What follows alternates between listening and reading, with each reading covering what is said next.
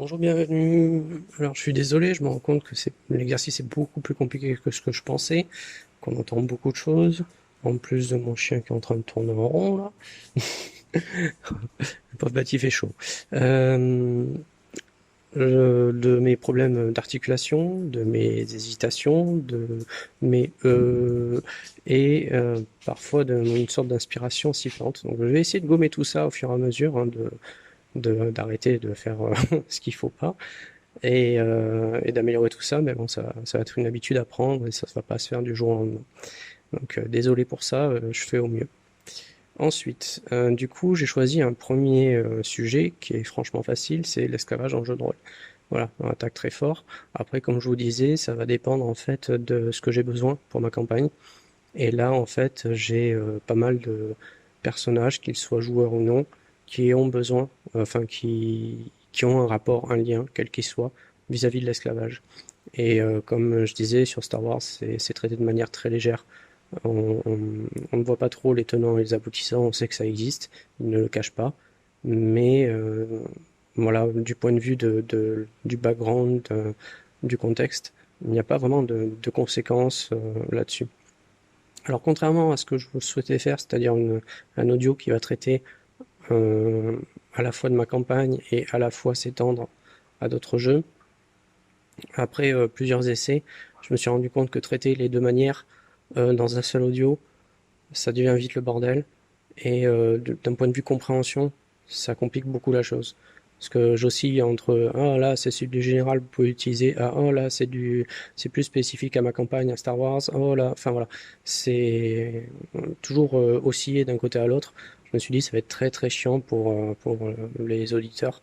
Donc je vais faire un premier audio qui lui va être généraliste et ensuite un deuxième audio qui lui sera plus ciblé par rapport au background de Star Wars et plus spécifiquement ma campagne. Donc là, on est sur le plutôt généraliste. Et du coup, je crois que ça va devenir une tradition. Je vais commencer par un disclaimer encore. Donc on va faire très simple, hein. L'esclavage c'est mal. Voilà, c'est con de devoir le spécifier, ça semble totalement évident, mais voilà, comme ça, les bots de audio, etc. J'allais dire YouTube, mais c'est possible que je passe sur d'autres formats par la suite, donc pas forcément. En tout cas, les bots de surveillance, me giclez pas, on est d'accord, l'esclavage c'est mal, et inversement, c'est pas là pour heurter des sensibilités. Le jeu de rôle reste un jeu, on est là sur du fictif, sur de la fiction, on ne vise personne. De toute façon, à peu près toutes les nations ont merdé. Donc voilà, l'esclavage, c'est mal. Du coup, bah, je vais me répéter un peu, mais effectivement, je vais faire des parallèles à l'histoire, sachant que je suis pas historien.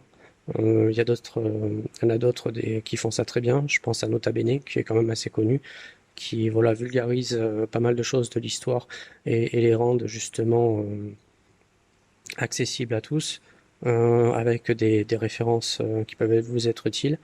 Voilà, moi je fais des recherches de mon côté, j'essaie de pas trop dire de conneries, mais c'est possible que je fasse des parallèles à l'histoire, surtout concernant l'esclavage, on va dire, c'est pas ce qui manque.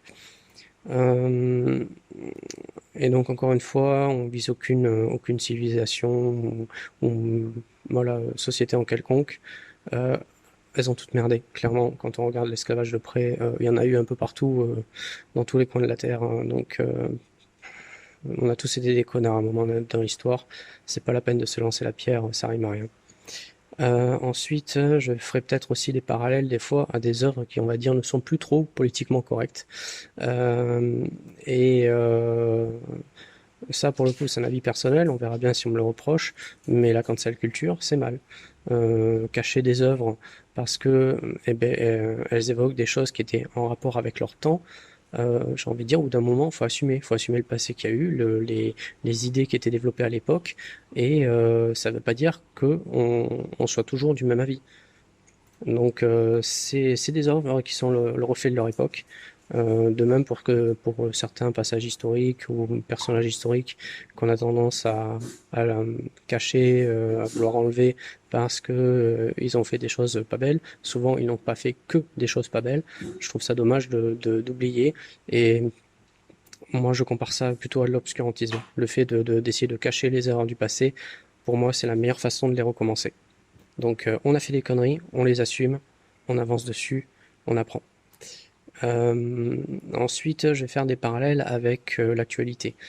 Euh, J'aurai mon interprétation que je vais utiliser comme outil pour mes univers, etc.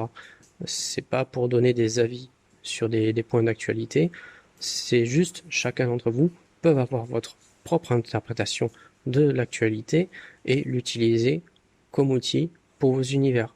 Voilà, je veux pas que ça se transforme en débat politique. C'est des tables de jeu que je veux, pas des tables de débat politique.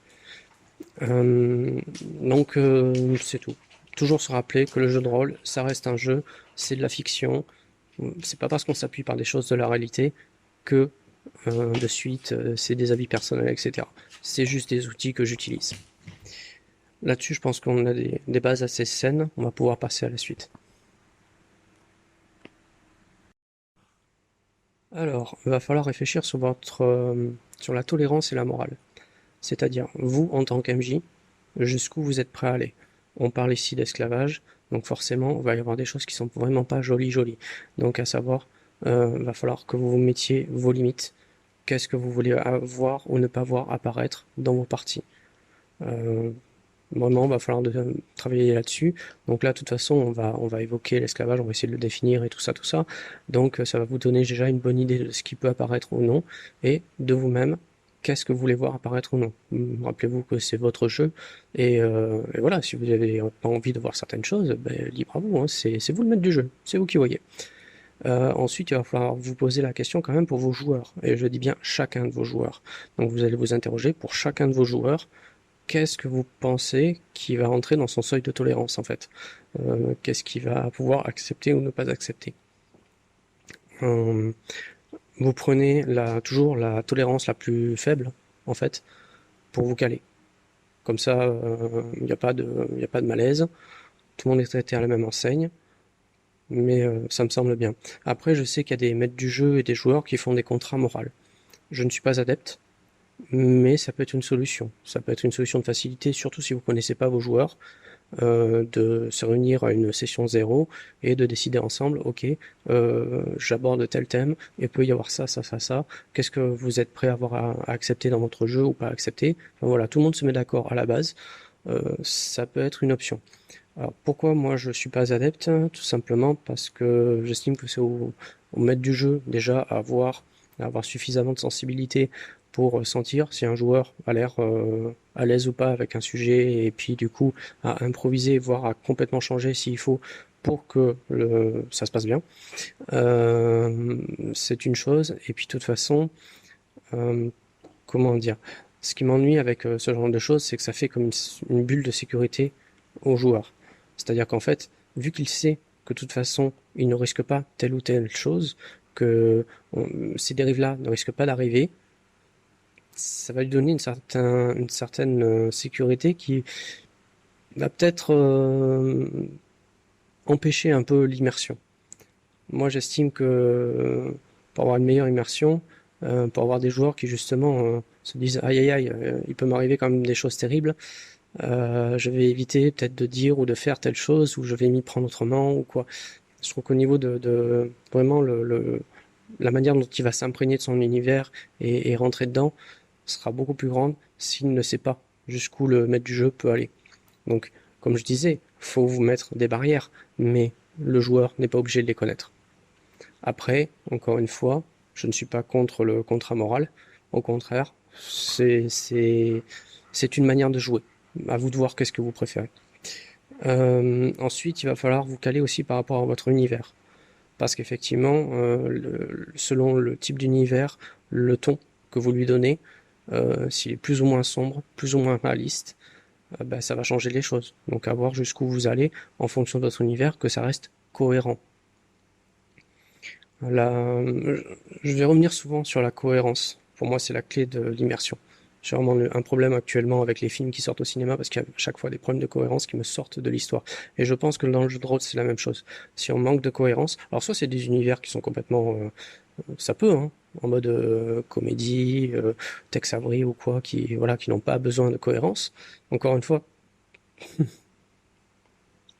même si on va dire même s'ils sont pas réalistes, il y a toujours une certaine cohérence. Voilà, la cohérence c'est la clé de l'immersion. Donc ça, j'y ferai quand même toujours assez attention. Euh, Ça, je pense que c'est déjà vous posez vos questions là, vous mettez vos barrières et déjà, encore une fois, on part sur des bases saines.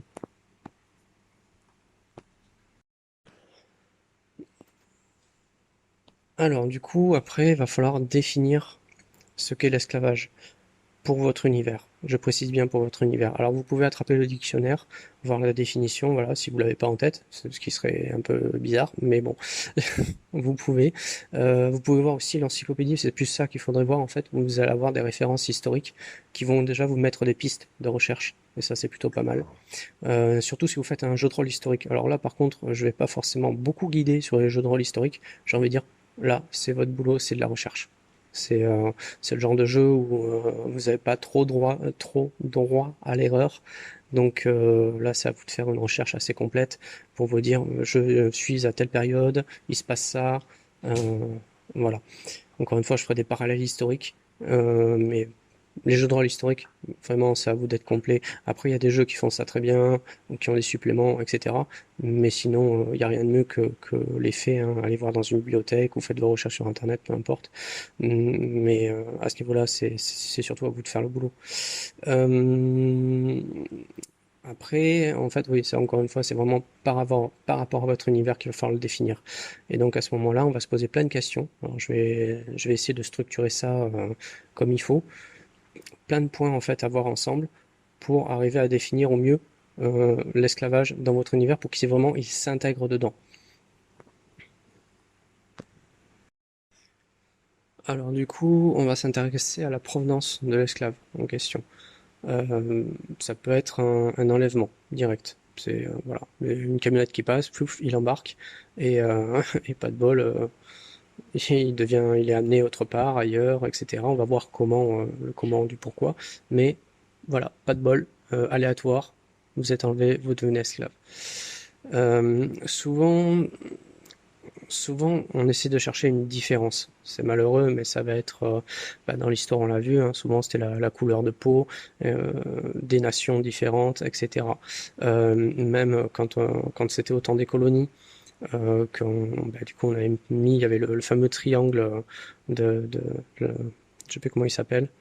En gros, on prenait les esclaves d'Afrique, on les amenait aux États-Unis, où ils cultivaient des trucs qu'on ramenait euh, en Europe. Voilà, il y avait une sorte de triangle comme ça qui se faisait. Euh, faut se dire, oui, on cherche des gens différents en fait, que ce soit par la couleur de peau, par la culture, par la langue, etc. Ça crée comment dire, ça crée une difficulté. Du coup, à l'esclave, pour essayer de comprendre ce qui se passe, de réagir, voilà, il n'y a pas de, du coup, il n'y a pas de dialogue, il y a une sorte de déshumanisation de l'esclave. Donc, on va essayer de chercher à chaque fois quelqu'un de différent. Sur les jeux spatiaux, hein, par exemple, ou alors les jeux fantasy, on va avoir d'autres espèces. C'est encore plus facile si on prend une espèce différente. Bon, nous, on a été assez cons pour le faire avec que des humains, mais tout de même, il y avait, comme je disais, la couleur de peau, la culture, la civilisation qui était différente. Donc, voilà, c'est rare qu'on prend des esclaves de du même pays, la même zone, etc. Alors, je reviens là-dessus, mais ça peut arriver. Mais c'est rare.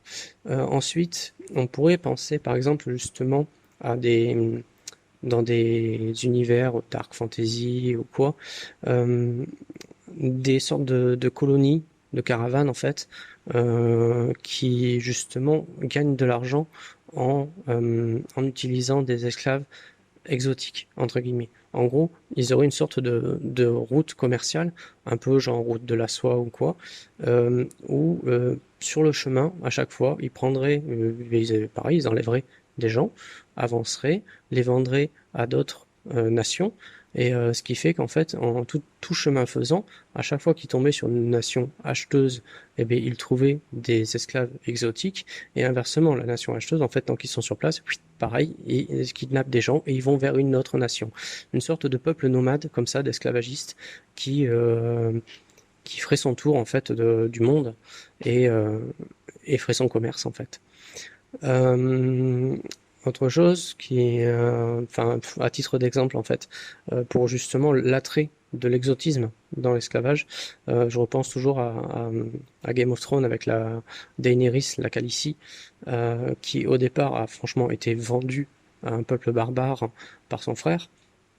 Moi, je suis désolé, ça doit être sa sœur, il la traite comme une marchandise, et donc les barbares qui justement on retrouve une princesse qui n'a absolument pas la même morphologie finalement que ce qu'ils avaient dans leur peuple. Du coup, bah, c'est le flash direct. Oh là là, elle a la peau blanche, elle est blonde, hein, magnifique. C'est pas, c'est comme une pièce rare. Donc l'exotisme en fait, on peut prendre limite quelqu'un qui peut être banal là où il vit et l'amener ailleurs, et l'exotisme va faire que waouh. Donc ça fait du commerce. Après, ce qui peut être rigolo, on va dire, à utiliser dans ce qui a été fait dans Game of Thrones, c'est le passage en fait où elle est passée d'esclave à reine, et du coup bah, le renversement de situation avec son frère, ça c'était assez sympa. Désolé si je spoil, pardon. Je pars du principe que Game of Thrones, à peu près tout le monde a vu, mais c'est vrai que c'est un peu difficile d'expliquer la situation sans spoiler. Ça, c'est une première option. Ensuite, on peut avoir un niveau d'évolution euh, plus en avant, en fait, par rapport à la société. On peut avoir des descentes de chevaliers qui vont prendre des tribus un peu plus sauvages en tant que sauvages. Tout simplement, c'est ce qui s'est passé dans les colonies. Quand nos explorateurs sont arrivés et ont trouvé ben, à la fois les peuples d'Afrique, à la fois des Amérindiens. Bon, il y a eu de l'esclavage amérindien un peu moins, mais il y en a eu, me semble-t-il, à vérifier. Mais voilà, en fait, dès qu'il y a comment dire, une supériorité technologique, forcément, de toute façon, c'est toujours pareil. C'est toujours du moment qu'il y en a un qui est plus fort que l'autre, et le plus fort va essayer de profiter du plus faible. Euh, et j'en reviens à si on prend des gens en fait du même lieu, de la même espèce, ça peut être par rapport au niveau social. C'est toujours pareil, les plus faibles, donc des gens qui peuvent être dans le besoin, euh, peuvent du coup tomber dans l'asservissement pour pouvoir ben, avoir de l'argent, avoir à manger, avoir un toit. Il y a des gens qui vont être dans le choix de survie d'accepter d'être asservi par une autre personne. Alors ça peut être sur l'argent et la survie. Mais après, on peut imaginer, je repense à Black Mirror, il y avait l'épisode 15 millions de mérites. Alors je crois que c'est le deuxième de la saison 1. Déjà, une chose, tout ce qui est série d'anthologie, c'est une mine d'or niveau scénario. Dès que vous avez des séries d'anthologie, où à chaque fois on a une nouvelle histoire par épisode, souvent les scénarios sont vraiment sympas, courts, efficaces, vraiment niveau réutilisation dans les jeux de rôle. Les séries d'anthologie, c'est des mines d'or. Donc je pense Black Mirror, je pense beaucoup La Quatrième Dimension, Au-delà du réel. Il y a des séries comme ça où là en ce moment c'est Love, Die Robot ou je sais plus. Euh, Enfin bref, les séries d'anthologie souvent il y a des petits scénarios sympas. Les contes de la crypte. Enfin voilà. Et donc, si j'en reviens à Black Mirror, 15 millions de mérites là, euh, on est dans une société qui marche au like en fait. Les gens n'ont qu'une ambition, c'est de devenir populaire par rapport au nombre de likes, etc. Et on a l'impression que la monnaie devient des likes finalement. Et du coup, ben, on fait attention à avoir des likes pour avoir ben, du pouvoir, du prestige et de la monnaie. Et on se retrouve avec des situations où des gens sont limites, en fait, et, euh, et deviennent des moins que rien, ils finissent par balayer, etc. Donc finalement, on va dire l'argent, la survie n'est pas forcément le seul moteur dans votre univers, faites attention à ça. Qu'est-ce qui peut pousser les gens à accepter d'être asservis si c'est par choix? Ensuite, il va falloir réfléchir si c'est comment dire, des individus qui sont créés naturellement, qu'on enlève et qui deviennent esclaves ou voilà, qui vivent esclaves depuis des générations, peu importe, ou si c'est des gens qu'on a créés. Là, pour l'instant, on est à peu près dans des gens, voilà, des gens peu lambda, mais on peut créer, fabriquer ça peut être des clones, en fait, tout simplement. Je pense à The Island, où on fabrique des clones et qu'on conserve dans un endroit, dans un rêve, une sorte de prison dorée, et qui servent en fait de pièces détachées pour avoir des organes pour les personnes plus riches. Donc ça peut être des clones comme ça. Il y avait un autre film où c'était un peu comme un jeu vidéo, où en fait c'était des clones qui, qui participaient au jeu. Pas forcément des clones d'ailleurs, je pense que ça pouvait être des prisonniers, des gens où il y avait une sorte de contrôle mental. Où pareil, ça devenait comme voilà, ils pouvaient faire PNJ une journée, ça leur apportait gavé de sous, mais par contre, il y avait des gros risques d'y rester, quoi. Mais ouais, les clones, ça peut être une option. Alors, du coup, à voir hein, jusqu'à euh, ce qu'ils développent comme personnalité, etc. Et voir comment ils sont gérés, comment ils sont créés. Il y avait une série aussi, Space 2063, où on avait ce qu'on appelait les sans-ventre, parce qu'ils n'avaient pas de nombril. Vu qu'ils étaient créés artificiellement, en fait, ce qui servait de nombril était plutôt à la base de la nuque. Et, euh, et du coup, leur statut social, en fait, est très différent. Euh, Ensuite, ça peut être des robots. Alors, première chose à laquelle je pense, c'est genre Westworld, où c'est les robots du parc d'attraction qui commencent à avoir une certaine conscience. Et en plus, cette série-là est très mystérieuse sur la conscience des robots. Voilà, je ne vais pas en dire plus à voir. L'ancien film, il y avait un film des années 80, je crois même qu'il y a une suite. Il me semble qu'il y avait un deuxième, il y avait Westworld 2. Il y a deux films ouais, autour des années 80, alors, beaucoup plus simplistes dans leur scénario. Mais pareil, à voir sur le phénomène robot-esclave. Après, on peut être dans l'entre-deux, avec des cyborgs, c'est-à-dire des mi-êtres vivants, mi-robots. Donc on a ni plus ni moins Robocop, c'est con, hein, mais Robocop c'est ça, c'est un humain avec pas mal de parties robotiques et qu'on utilise en tant que flic sans lui demander son avis, hein, clairement. On peut en avoir d'autres dans le style. Il y a le cas de Lobo dans Star Wars qui est assez confus en fait, à savoir qu'il a une sorte d'implant cérébral sur ses libertés d'action ou pas. Ouais, je trouve ça assez confus quand même sur euh, où, où s'arrête sa propre conscience et où commence celle de la machine. C'est le cas de Lobo est à voir de plus près. Vous avez dans Mass Effect, il y a donc la citadelle qui a été construite par des sortes de grands extraterrestres anciens, etc. Et elle est entretenue, pardon, par des créatures, je sais plus leur nom. Bref, c'est des sortes d'insectoïdes avec, pareil, une sorte de truc numérique, enfin d'implants, et ils sont tout le temps en train de s'occuper de la citadelle, à faire des trucs que personne ne comprend hein, d'ailleurs, mais ils la maintiennent en état. Euh, c'est pareil. Est-ce que c'est une race qui a dédié sa vie à la citadelle ou est-ce que finalement c'est quelque chose c'est comme des robots, des insectes avec finalement des commandes informatiques et donc robotisés pour s'occuper de la citadelle. Le cas du cyborg moi je trouve ça très intéressant en fait de se dire bon où se termine l'humain, enfin l'être vivant, où commence la machine. Dans Warhammer 40 000 aussi, on a les, euh, les serviteurs. qui sont en grande partie robotisés, etc., surtout du côté de Mars. Voilà, c'est des serviteurs. Ils sont pareils, ils sont considérés comme moins que rien et ils sont censés faire ce qu'on leur demande. Euh, Enfin voilà, le cas du cyborg est sympa, mais ça peut être effectivement des robots purement ou des clones ou des gens qu'on a enlevés. C'est vraiment les provenances standards. Après, il y a une dernière chose, ça peut être un envoûtement style zombie, vaudou, etc. Alors le zombie, bon, nous on connaît beaucoup le zombie ou l'infecté, qui est une sorte de maladie en fait.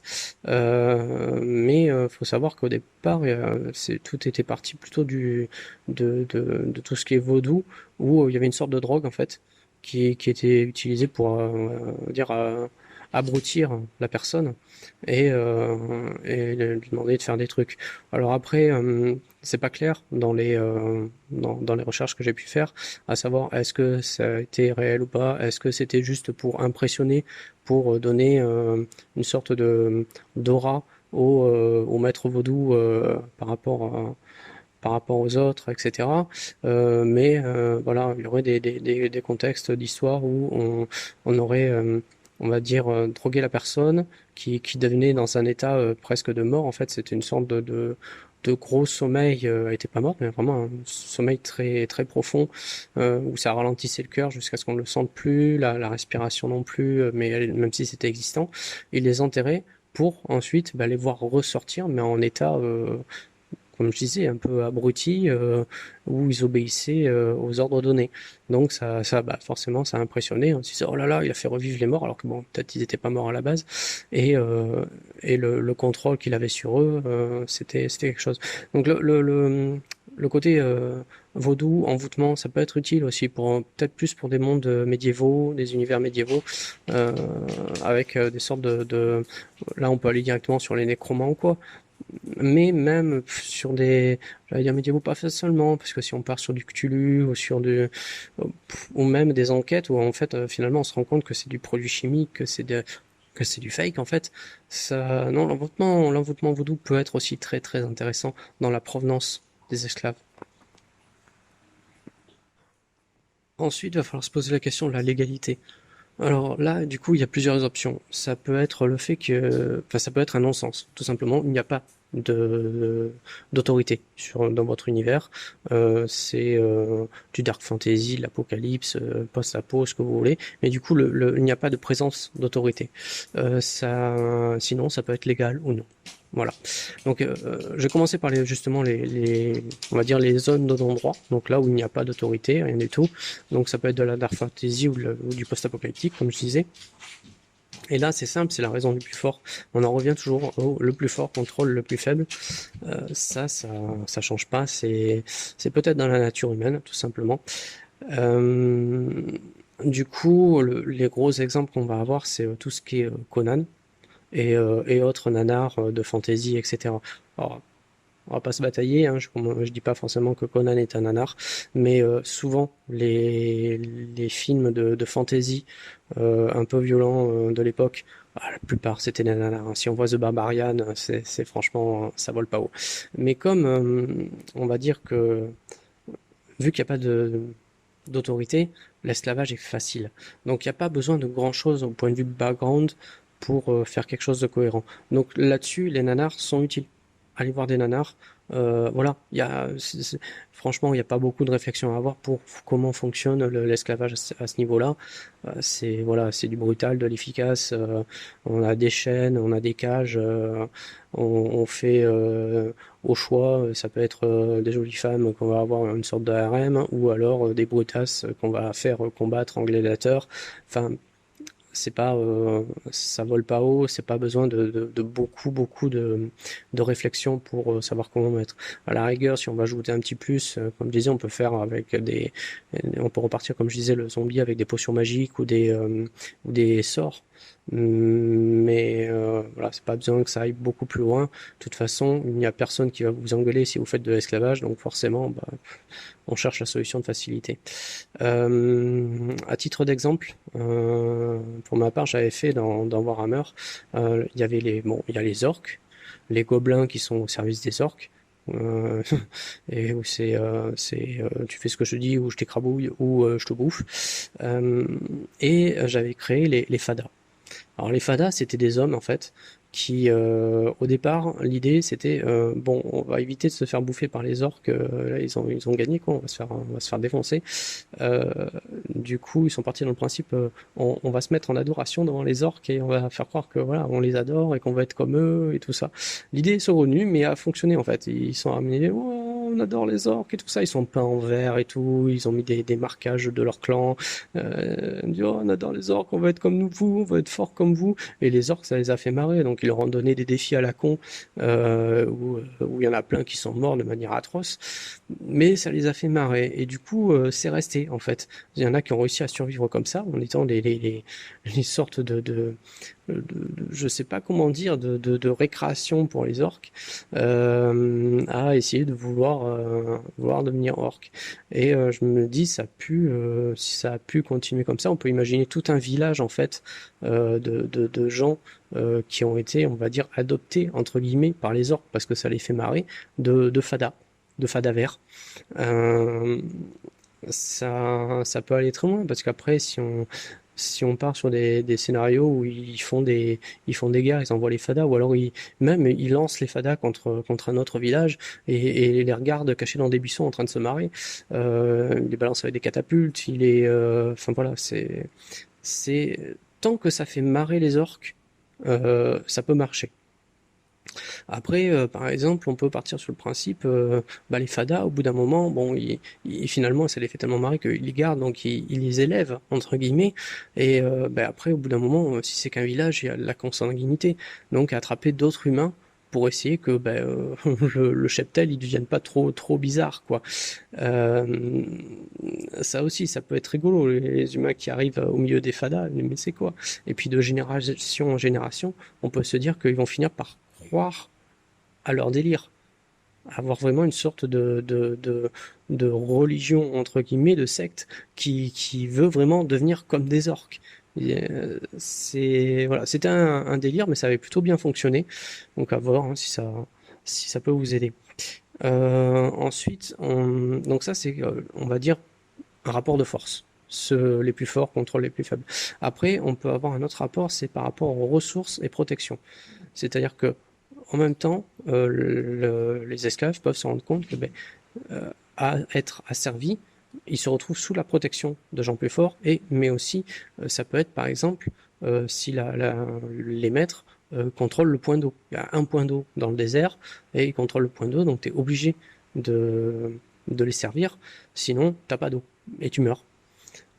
Ça peut être quelque chose comme ça. Des univers post-apo dans le genre, ça va être Mad Max. On va y avoir ce type de choses.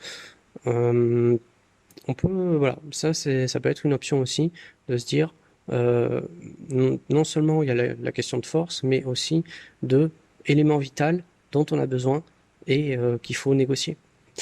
Euh, Après, si je reviens sur les zombies, moi la première chose première image que j'ai, c'est Michonne dans Walking Dead, qui a ces deux zombies garde à la fois éloigneur de zombies et garde du corps entre guillemets parce que normalement elle s'est arrangée pour qu'il soit pas infectieux, qu'elle tient au bout de chaîne, ou alors plein de fois dans la série il y a des groupes qui utilisent les zombies comme armes finalement, et qui les balancent sur leurs ennemis ou qui les attirent sur les autres. Le zombie peut être utile de cette manière-là, en mode bête sauvage qu'on balance sur des gens ou quoi. Après, il y a des films zombies, même de Romero, ou autres, je pense à Land of the Dead, où les zombies ont une sorte de semi-conscience. Et là, pareil, on peut se dire que on revient aux zombies envoûtés, en fait, en mode ils obéissent parce qu'ils sont un peu bébêtes, hein, et que de toute façon on les nourrit. Donc ça fait pas des esclaves très très très très intelligents, mais on peut se dire qu'il y aurait des zombies un peu benets qui seraient asservis. Il y a ce genre de choses aussi, mais c'est pas des zombies, mais dans Fallout avec les ghouls. Voilà, il y a certaines goules en fait qui sont plus intelligentes que d'autres et qui peuvent se retrouver asservies par des humains lambda. Euh, voilà, je pense que c'est ce qu'on va avoir vraiment dans les zones de non-droit. Si j'ai oublié des options, n'hésitez pas à les mettre en fait en commentaire, hein. On me dit ça peut être utile à moi comme à tout le monde, hein. Voilà. Alors après, si on part dans des lieux où il y a une forme d'autorité, il y a l'option que c'est illégal. Voilà, tout simplement, c'est illégal, ça se fait pas, faut faire ça caché, etc. La première structure à laquelle je pense qui peut faire ça à grande échelle, c'est la mafia. Voilà, les mafias, de toute façon, ils sont infiltrés partout, donc encore une fois, c'est quelque chose qu'on peut utiliser sur tout l'univers. Après, vous l'appellerez pas forcément mafia, mais sur le principe de fonctionnement, ça peut s'intégrer à tout univers. Donc là, ces grosses structures-là, euh, elles vont utiliser la misère souvent. Il y a beaucoup de... Ça va être sur l'immigration, par exemple, l'immigration clandestine, en utilisant les passeurs. Alors soit ils vont les faire passer en leur demandant des sommes astronomiques qu'ils ne peuvent pas payer et pour laquelle ils devront être asservis pour rembourser pendant un certain temps sur place, sachant qu'ils vont forcément s'arranger pour que l'asservissement se prolonge, hein, d'une manière ou d'une autre. Euh, en tout cas, ils vont utiliser la misère. Ils vont utiliser la misère des gens. Euh, un exemple auquel je pense, c'est La Mule de Clint Eastwood. On a le vieux Pépé avec son camion qui au départ fait ça une fois bon, parce qu'il a besoin de sous. Et puis il se rend compte que merde, ça rapporte vachement. Donc il continue. Et jusqu'à se rendre compte à un moment que ben, il appartient à la mafia, qu'il ne peut plus refuser en fait de rendre service. Ça peut être une option aussi de l'intégrer graduellement jusqu'à ce que ah merde, on est piégé en fait. Euh, Ensuite, sinon, s'ils prennent, ils enlèvent des gens, ils les amènent ailleurs. De toute façon, il y aura forcément à les amener ailleurs. S'ils les prennent, s'ils veulent pas se faire choper ensuite, il y aura forcément du transport pour que la personne ne soit pas reconnue, retrouvée et le commerce mis à jour. Euh, et à ce moment-là, généralement, ils font usage de drogue. Alors la drogue a deux buts, donc ça peut être deux drogues différentes ou une seule qui fait les deux objectifs. Ça va pacifier, donc rendre la personne malléable et disposée à obéir aux ordres. Et ça peut créer une dépendance, en fait. Il y aura de l'accoutumance. Parce que, en fait, du coup, si la personne a besoin de sa dose, et encore une fois, c'est plus facile pour la forcer à faire certaines choses. Euh, Après, une fois qu'ils tiennent la personne, elle peut avoir plusieurs rôles. Alors, ça peut être de la prostitution, ça, il y en a plein. Ça peut être de la confection. Alors, confection de tout, hein, ça peut être bah, voilà, des t-shirts, travailler à la mine. En général, c'est des choses que personne ne veut faire, hein, tout simplement. Euh, Ça peut être, bah, je parlais de la mule, hein, ça peut être de faire, effectivement, faire passer des choses, de la contrebande, etc. Donc la mafia, oui, ça peut avoir pas mal de tenants et d'aboutissants. Après, faut la travailler. Faut la travailler. Alors, soit vous trouvez une mafia qui est existante, soit vous en créez une. Mais c'est pareil, il faudra bien travailler les tenants et les aboutissants de pourquoi, etc. Mais comme c'est un système en fait qui malheureusement se glisse partout, ça peut être très facile à rajouter dans votre univers. Alors toujours dans l'illégalité, mais dans une moindre mesure, on va avoir les prisons.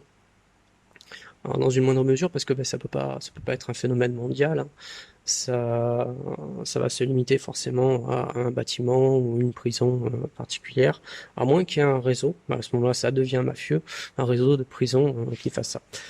Donc la prison, pourquoi? Parce que vous avez plein de films d'action. Franchement, vous en trouverez plein. Là, dernièrement, que j'ai revu, c'est Coup pour coup avec Jean-Claude Van Damme. où on a le flic qui est en sous-marin dans la prison, qui enquête parce que ben, il y a des morts et des disparitions bizarres au sein de la prison. Alors les prisons, pourquoi utiliser les prisons? Parce que c'est des euh, comment dire, on n'est pas très attentif à ce qui se passe en prison, on n'est pas très attentif au malheur des prisonniers. Encore une fois, j'ai pas d'avis, hein, que ce soit justifié ou non. Euh, c'est un fait. Ce qui se passe dans les prisons, on n'y fait pas trop gaffe. Donc encore une fois, le coup du flic en infiltration qui va trouver qu'en fait il y a des combats de prisonniers qui se font et que c'est le directeur qui se met plein les fouilles en faisant des paris avec les gros richos du coin. Ah, c'est un scénario vu, revu, re-revu. Donc, si vous voulez quelque chose facile à faire avec vos joueurs, là, en one shot, ou alors voilà, en épisode filler de votre campagne, ça peut être une chose. La petite variante, c'est la course à la mort avec Jason Statham, où c'est des courses de bagnole façon Mad Max plus que des combats entre prisonniers. Mais ça peut être du travail dissimulé, ça peut être, voilà, on on peut y faire beaucoup de choses. Après, on peut développer ça aussi à l'extérieur de la prison. C'est-à-dire qu'en fait, plutôt que de contraindre le prisonnier, on essaie de contraindre la famille du prisonnier. Vu que de toute façon, on l'a sous la main, il est pris en otage, on peut les contraindre à faire ce qu'on veut.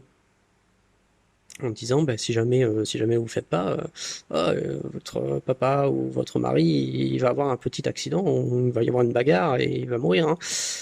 Voilà, ça peut être une option aussi. Après, on peut avoir des prisons en fait qui sont une sorte de microcosme fermé. C'est-à-dire, en gros, on a décidé que les gens étaient impropres à la société, hein, ils étaient impossibles à s'adapter à notre société. Donc, on va les mettre à un endroit, voilà, ils vont se démerder entre eux et nous, on s'en fiche. On s'assure juste qu'ils ne sortent pas, mais sinon, voilà, ils font leur vie. Donc ça, vous allez avoir comme exemple New York 1997, ou la suite, hein, je crois que c'est Los Angeles 2013, si je me trompe pas, euh, où ça va être des zones en fait fermées, et les prisonniers sont laissés à leur propre vie, quoi. Ils font ce qu'ils veulent. Il y a Absalom 2022 aussi, où c'est une île. Donc voilà, ça peut être une idée. Donc à ce moment-là, effectivement, ce qui se passe à l'intérieur, ben oui, c'est toujours pareil. On en revient en fait à la zone de l'endroit où c'est les forts qui contrôlent les plus faibles. Et du coup voilà, donc avec comment dire, en défaveur données par les uns aux autres, etc. Sinon, après, on peut avoir comment dire, si vous avez un univers où euh,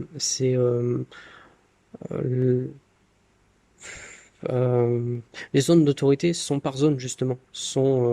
La première chose à laquelle je pense, c'est Judge Dredd, où on a Mega City One, et en dehors des murs de Mega City One, c'est le No Man's Land, les Badlands, voilà, les Badlands, où il n'y a pas de, là à ce moment-là, les gens qui arrivent à survivre aux radiations et tout ça, ils sont laissés à leurs occupations, on s'en occupe pas, nous on ne gère la loi que dans les cités, voilà, qui sont bien définies, fermées, etc.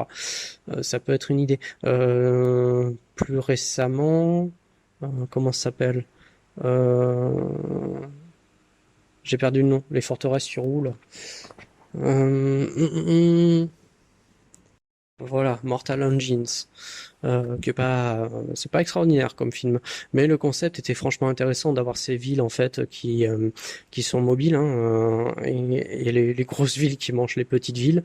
Et après, quand on a mangé la petite ville, on récupère, pardon, on récupère à la fois le matériel, etc., mais aussi les gens qu'il faut intégrer à sa propre ville. Après, sous quelles conditions? Ça peut dépendre par rapport aux villes, hein. Il y en a certaines qui peuvent faire de l'esclavage en fait. Donc ça, bah là pour le coup, on n'est plus forcément dans l'illégalité, on est plus dans des zones de non-droit entre guillemets. Et effectivement, il y a ce qui se passe en dehors de ces villes sur roue. Allez savoir, allez savoir. J'y repense à ces forteresses sur roue, à ces villes fortifiées sur roue, et je repense à mes fameux esclavagistes nomades qui vont de cité en cité et vendent sur place pour en reprendre d'autres. Ça peut être une idée d'avoir une sorte de ville forteresse comme ça qui se balade et qui passe de cité en cité fixe et prennent, enlèvent et revendent en fonction de là où ils atterrissent. Sans qu'ils s'en rendent compte, hein. Ils disent tiens, c'est bizarre quand même, on a pas mal de disparus maintenant qu'ils sont partis. Voilà, ça peut être une idée. Puis après, d'avoir justement une ville qui dit mais non, mais on s'est fait avoir et on voit des aventuriers à rechercher les esclaves qui ont été pris. Ouais, ça peut être sympa.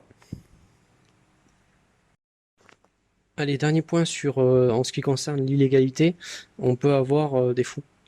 Des gens qui vont attraper d'autres gens et les forcer à faire des choses pour diverses raisons. Le plus inattendu, je pense que c'est le fan, en fait. Alors, je pense à Misery, qui est une dame qui va enfermer l'auteur de romans qu'elle aime beaucoup et dont elle n'a pas aimé la fin du dernier. Elle dit non, mais tu me réécris un qui me plaît. Voilà, et elle l'enferme, elle lui brise les pattes. Voilà, c'est pas voilà.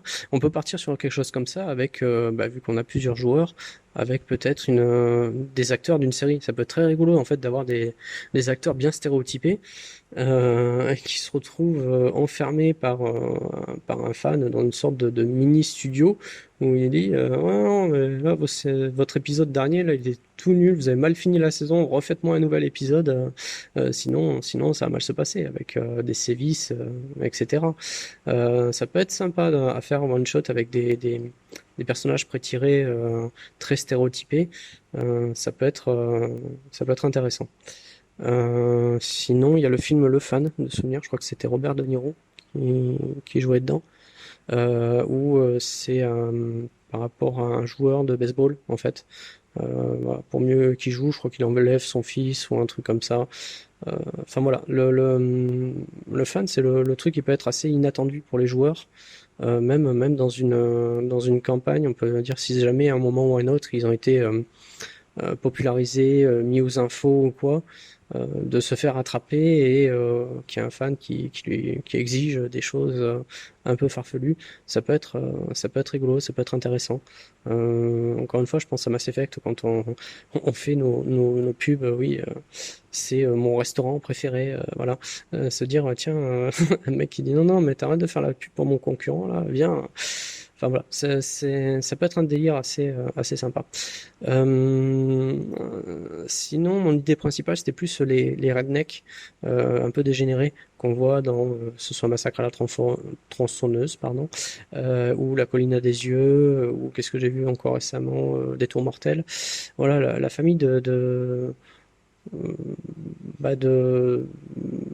ouais, les rednecks, les paysans du fin fond de la campagne, mais vraiment éloignés, etc. Alors, j'ai rien contre les paysans, hein, je viens d'une famille de paysans, mais voilà, vraiment les très reculés et qui sont limite dégénérés, hein, pour la plupart, ça a l'air d'être des consanguins depuis longtemps.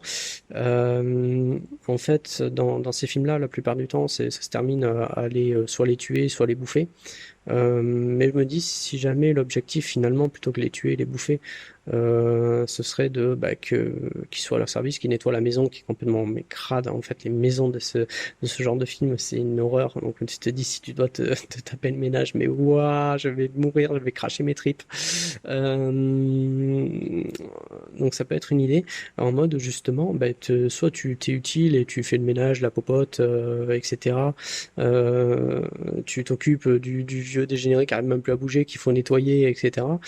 Soit on te mange en fait, parce que au pire tu serviras de nutriment.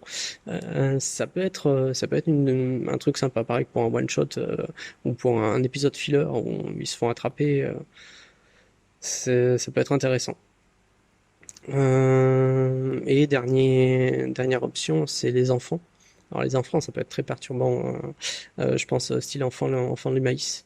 Alors en cherchant un peu, parce que je savais qu'il y avait le film, et j'ai retrouvé que ça faisait partie de Danse macabre. C'est un recueil de nouvelles de Stephen King. Le pire, c'est que je l'avais lu celui-là, et de souvenirs en plus, il y avait plein d'idées. que j'avais déjà utilisé à l'époque. Je me souviens d'un, bon, rien à voir avec l'esclavage, mais en gros un chasseur de rats en fait qui avait vraiment la haine contre les rats. Et il s'enfonçait, il s'enfonçait, il s'enfonçait. Et plus il s'enfonçait dans des sortes de souterrains et de cavernes, enfin ça commence souterrain, et puis plus ça va, plus ça devient un terrier. Et plus il s'enfonçait, et plus les créatures devenaient énormes, etc. Et le gars il continuait, il avait tellement la rage, il était au lance-flamme, c'était complètement dingue. Mais voilà, il y avait plein de scénarios comme ça dans Danse Macabre qui était adaptable en fait en jeu de rôle. Là pour le coup, donc c'est Stephen King, hein, mais ouais, ça peut être très sympa à adapter. Donc fin de la parenthèse. Du coup, les enfants du maïs, ce qui peut être sympa, du coup, c'est les enfants en fait. Donc une sorte de ville où les enfants se sont débarrassés des parents. Donc les joueurs peuvent croiser le cimetière avec tous les parents dedans. Et, euh, et après, bon, ça fait très très secte en fait pour le coup, mais on peut imaginer des enfants qui sont en mode, vu qu'ils sont débarrassés de leurs parents, d'avoir des parents de substitution. En fait, ils se rendent compte que sans parents, quand même, c'est compliqué. Il y a personne qui s'occupe des maisons, qui leur fait à manger, qui maintenant ils sont obligés de se démerder tout seuls. Alors, il y a des enfants qui ont pris sur eux de devenir adultes entre guillemets, mais façon enfant et de façon un peu désaxée, on va dire.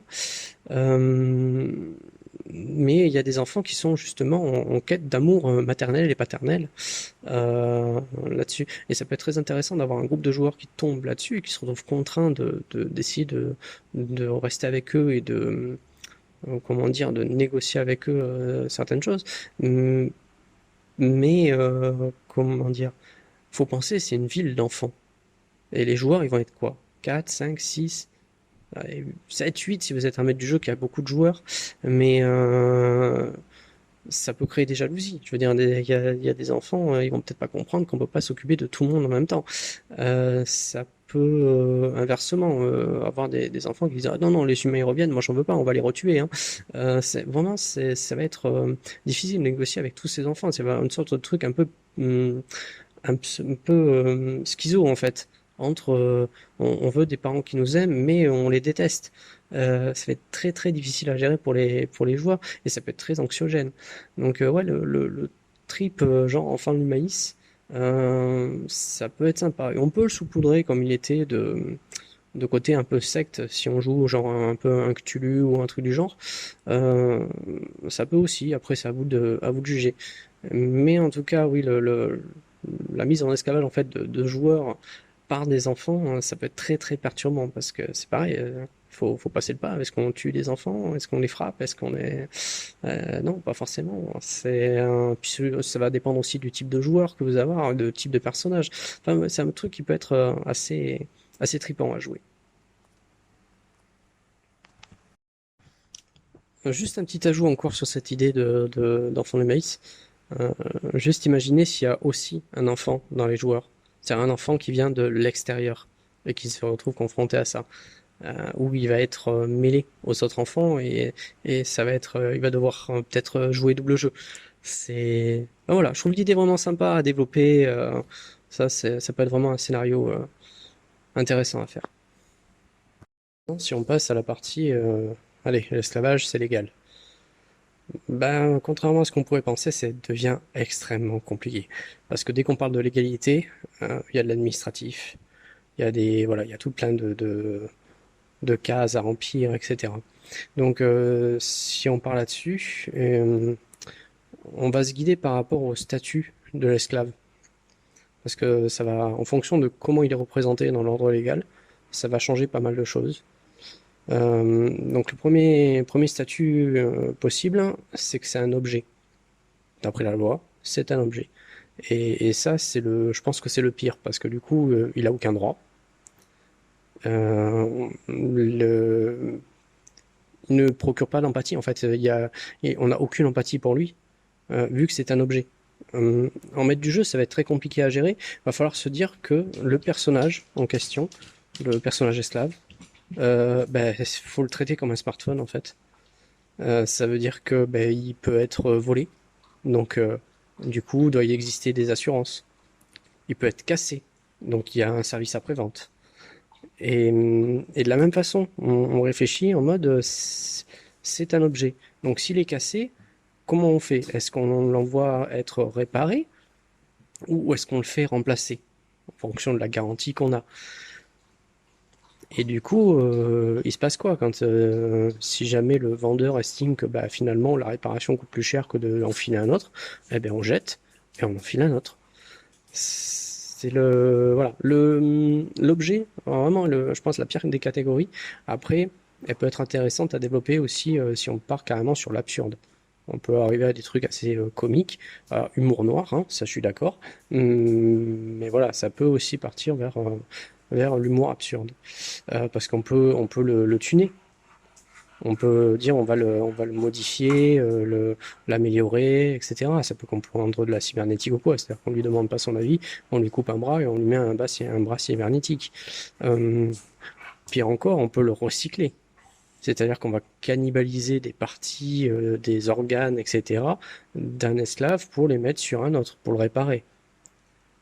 C'est la pire des situations.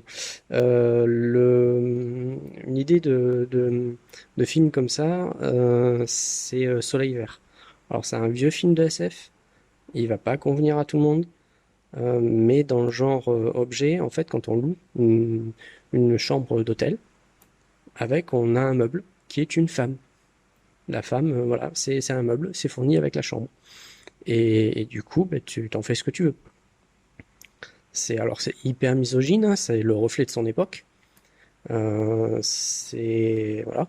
Et après, je vais pas vous spoiler, mais le scénario même de Soleil Vert, il y a un. Non, je peux pas spoiler ce film. Enfin, il est à voir. Alors, il est assez. Voilà. Si vous n'êtes pas capable de voir des vieux films avec des effets spéciaux qui très peu et puis qui datent de beaucoup, c'est un vieux film d'anticipation, mais pourtant l'histoire, le scénario, l'intrigue est vraiment sympa. Et ça peut vous servir. Franchement, ça peut vous servir. À savoir, j'ai quand même vu une rêve de Soleil Vert dans Futurama. Ah, comme quoi, il est pas oublié ce film, ça fait partie des films cultes. Euh, Ensuite, qu'est-ce qu'on peut penser si c'est un objet? Il y a le conditionnement. Il vous est livré comment? Enfant et il grandit ou adulte? Donc, à mon avis, selon la source, en fait, est-ce qu'il y a eu un élevage ou est-ce qu'il a été cloné, etc. Ou est-ce que c'est là où ça sera plus facile à vivre pour si c'est un objet, effectivement, c'est si c'est un robot, un cyborg, enfin un cyborg déjà c'est un peu plus compliqué parce qu'il y a quand même de l'humain dedans, un être pensant, mais un robot, une machine, ça va dépendre de son intelligence artificielle en fait, si elle est capable de sentiment ou pas.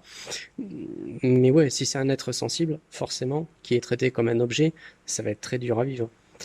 Du coup, le conditionnement, autre chose que j'avais imaginé, c'était le tube cryogénique.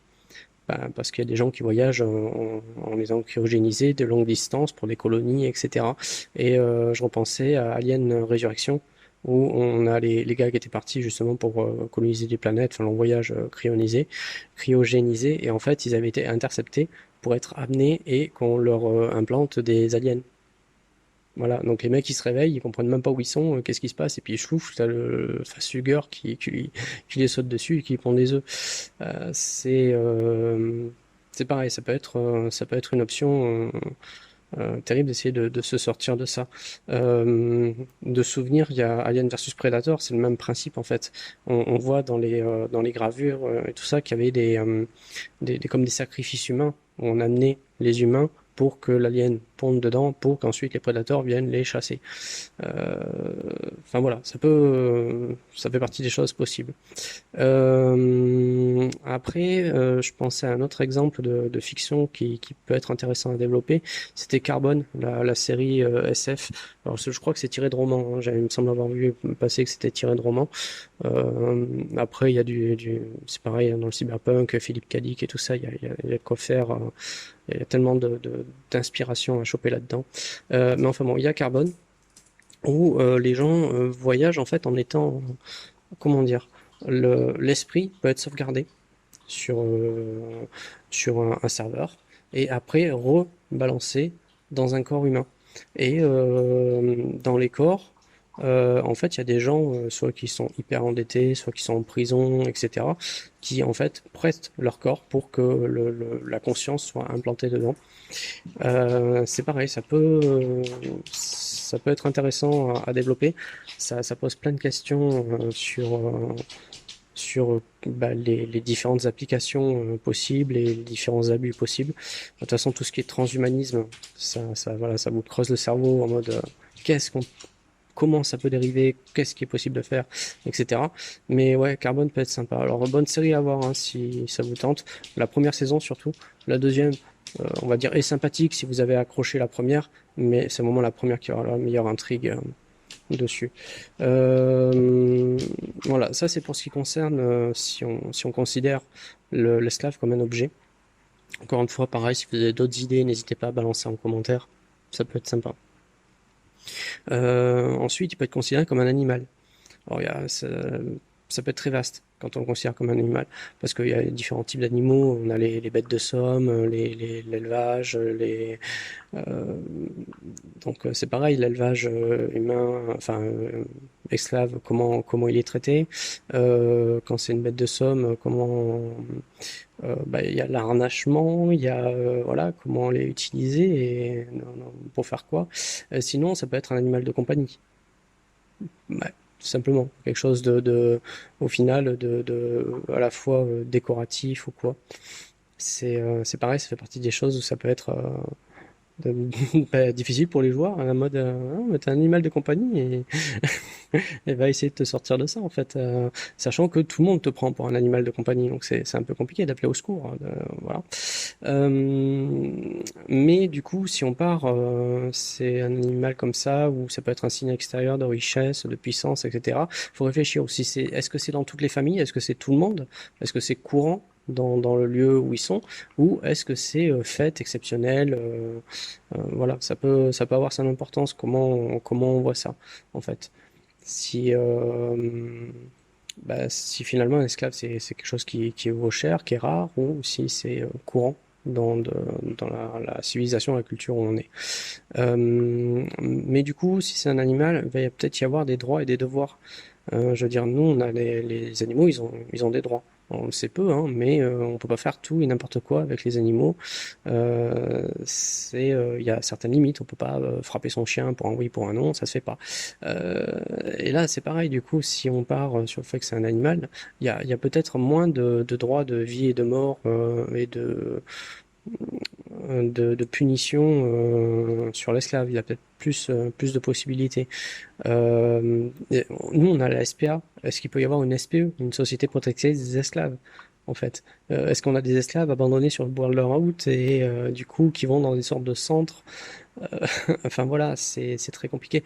Autre aspiration qui peut servir là-dessus, c'est la planète des singes.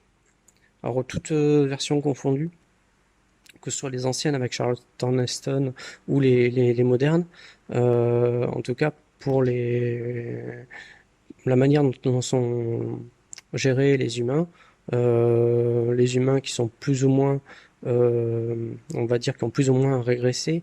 Et ensuite, je crois que c'est dans les premiers où il y a vraiment une longue série avant qu'ils étaient repris. Euh, D'ailleurs, la reprise était vraiment sympa. Euh, Pas celle de, c'était qui? C'était Tim Burton? Je me trompe peut-être, j'ai évité de dire des conneries. Mais enfin bon, les dernières versions sont vraiment sympas. Mais la première, en fait, a eu une sorte de renversement des rôles entre l'esclavage humain ou singe, qui était aussi assez sympa. Euh, voilà, du coup, les droits, les lois sont aussi à voir du côté du maître, en fait. Ça peut être intéressant. D'ailleurs, au niveau du maître, on peut avoir la responsabilité. Parce que finalement, si... pareil, je comprends le principe du chien. Si votre chien, il mord quelqu'un, c'est vous le responsable. C'est vu qu'il n'a pas d'individualité, pardon. Vu que l'esclave n'a pas d'individualité, n'est pas reconnu comme un individu euh, de la société, forcément, il ne peut pas avoir toute la responsabilité. Forcément, c'est le maître qui détient aussi la responsabilité. Donc ça peut être intéressant aussi de voir qu'est-ce que l'esclave du coup pourrait faire pour mettre le maître dans la merde, hein, ou inversement, avoir un maître qui lui est compatissant, etc. et essayer de faire peut-être une libération des esclaves, mais sans pour autant euh, euh, mettre son possesseur dans la merde, sachant que c'est quelqu'un de bien finalement. Ça peut être une sorte de dualité, savoir comment faire, ça peut être sympathique aussi. Un bouquin que je vais vous proposer là-dessus, c'est L'agonie de la lumière de J.R. Martin. Donc oui, celui qui avait fait Game of Thrones et compagnie. À savoir, autant j'ai adoré la série, sauf à la fin, bon, ça après, hein, on va dire comme beaucoup. Mais du coup, j'ai voulu lire les bouquins pour avoir une deuxième version de fin par rapport à l'auteur directement, et j'ai été franchement déçu. J'aime pas du tout comment il écrit, c'est très très confus. C'est clairement, il aide pas le lecteur, c'est pas aisé à lire. Voilà, donc j'ai vraiment du mal avec sa manière d'écrire. Et pourtant, j'ai pris le risque de prendre ce bouquin, L'agonie de la lumière, parce que je me suis dit, tiens, comment il écrit en science-fiction. Et ben, c'est pas mieux. C'est pas mieux, hélas. Mais par contre, euh, le livre en question est extrêmement riche. Il y a une grosse partie d'exposition où il pose son univers, il pose sa planète où on va se passer quasiment toute l'histoire, qui est vraiment vraiment originale et vraiment complète. Ouais, vous pouvez l'utiliser dans un décor d'aventure. C'est vraiment, il creuse vraiment la chose. Hum, il développe aussi beaucoup justement l'espèce maître entre guillemets, leur culture, leur passé. Euh, c'est pareil, c'est un peu compliqué parce que justement il vous balance tout ça et il faut le digérer. Mais en soi, voilà, on a un univers complet dans un bouquin. Euh, alors que Game of Thrones, finalement, il y avait plein de tomes hein, pour développer son univers, etc. Là, il a tout fait en un bouquin. Donc c'est assez, voilà, je pense un bon tiers du livre où c'était de l'exposition et c'est dur à avaler, mais c'est bon. Et après le reste, c'est l'aventure. Et l'aventure est sympa en plus. L'aventure est sympathique, les personnages sont sympas. C'est vraiment sa manière d'écrire. Donc si vous accrochez, c'est très bien, ça vous allez adorer. Si vous accrochez pas, bah, c'est peut-être un peu dur, mais même en même temps, ça vous fait un sacré outil pour une aventure, pour un one shot, euh, plutôt vraiment sympa. Et donc, pourquoi j'en parle de celui-là, c'est parce que justement, on va dire le protagoniste principal va enquêter sous couvert d'être présenté comme alors esclave, je le mets entre guillemets, c'est la solution de facilité, j'appelle ça esclave, mais justement, il a vraiment travaillé le statut de ces esclaves, hein, parce que je ne sais plus s'il donne un nom particulier, faudrait que je me remette dedans. Mais il travaille vraiment le statut, et du coup, ça enrichit vachement la chose, et en tout cas, il y a une grosse responsabilité, pardon, du maître par rapport à son esclave. Donc, comme son possesseur, en fait, il fait ça pour l'aider, il fait ça pour rendre service. Eh bien justement, c'est un peu compliqué parce que il veut pas le foutre dans la merde. Donc c'est assez sympa là-dessus.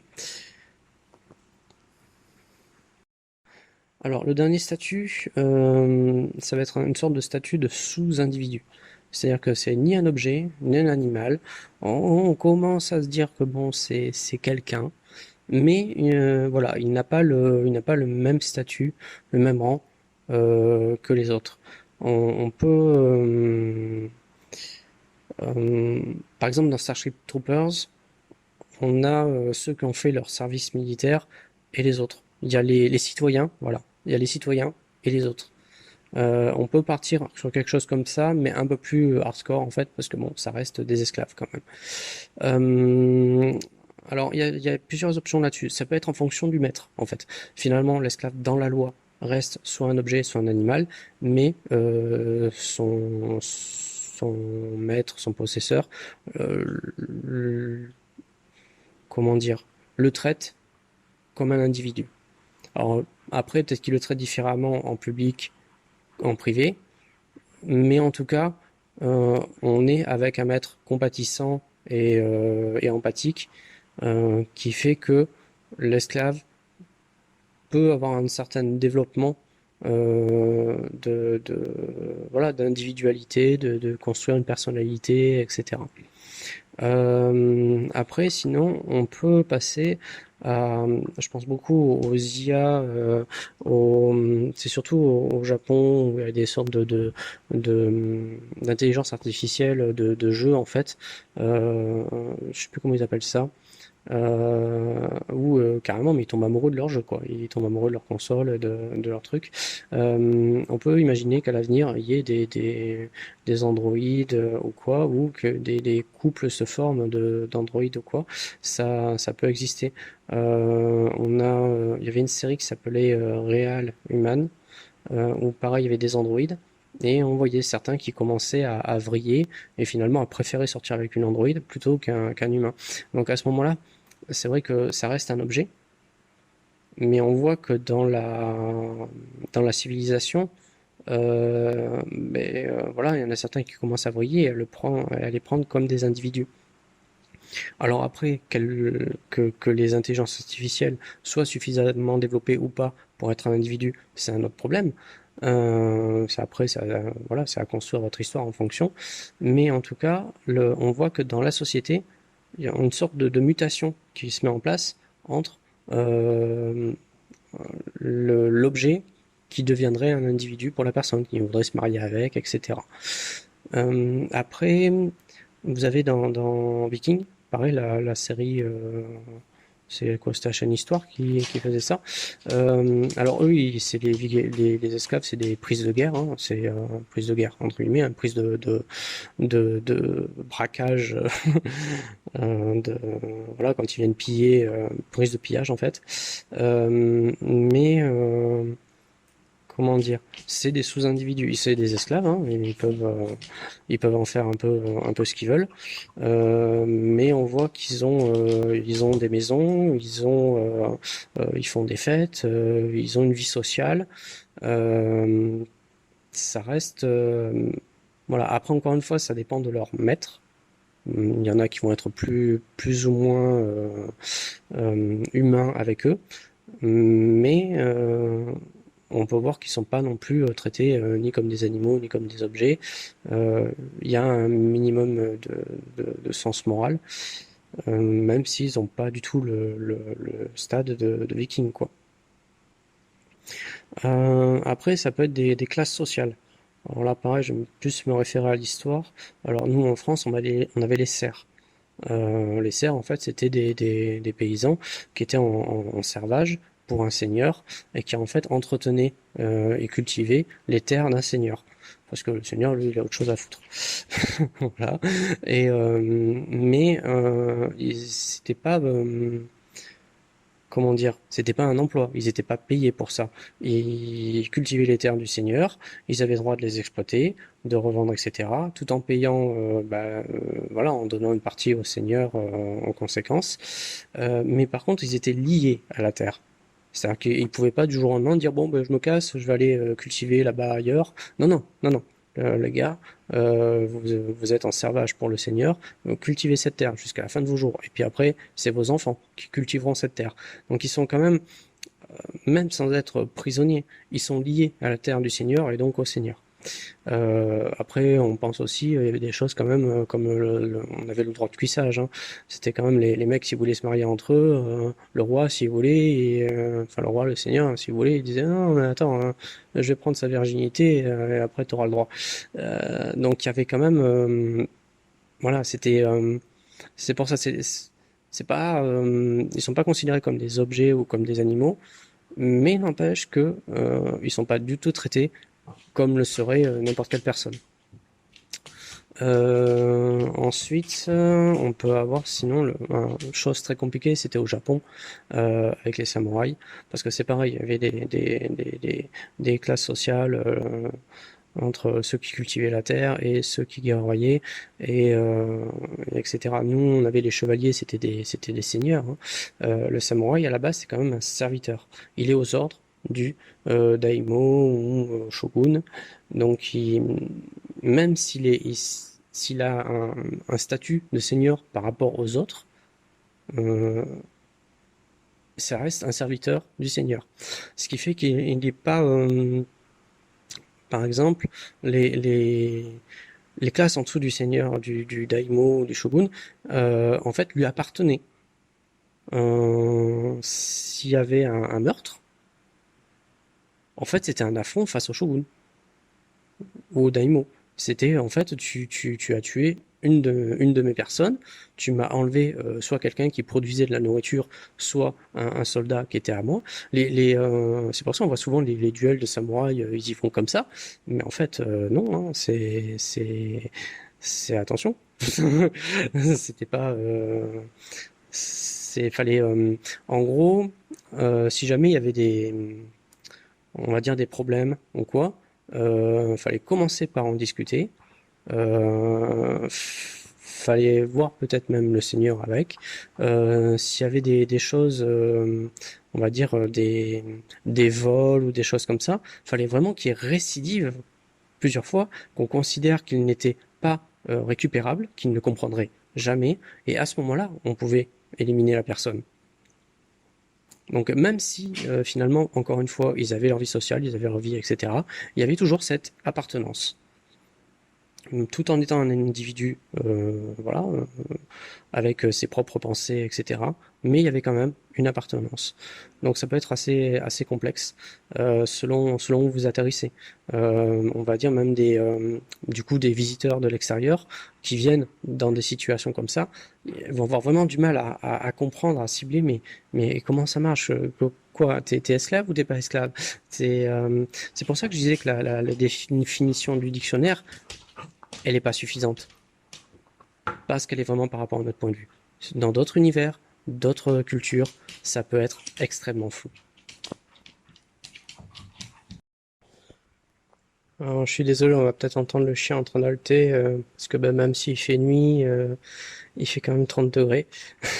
Donc voilà, on va pas l'empêcher de respirer la pauvre.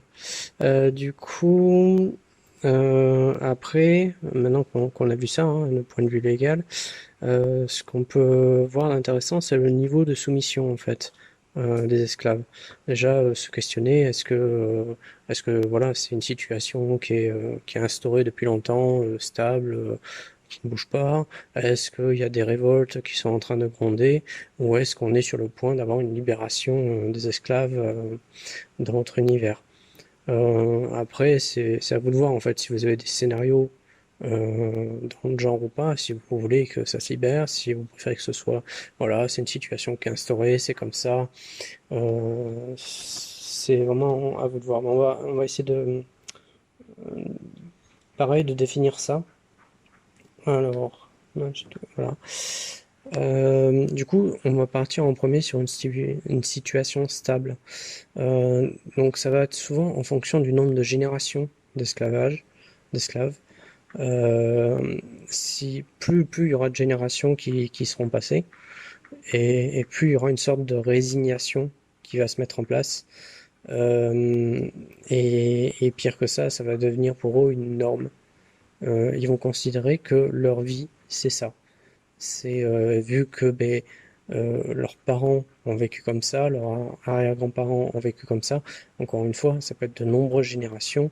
Une fois que c'est instauré, euh, on considère que la vie c'est ça en fait.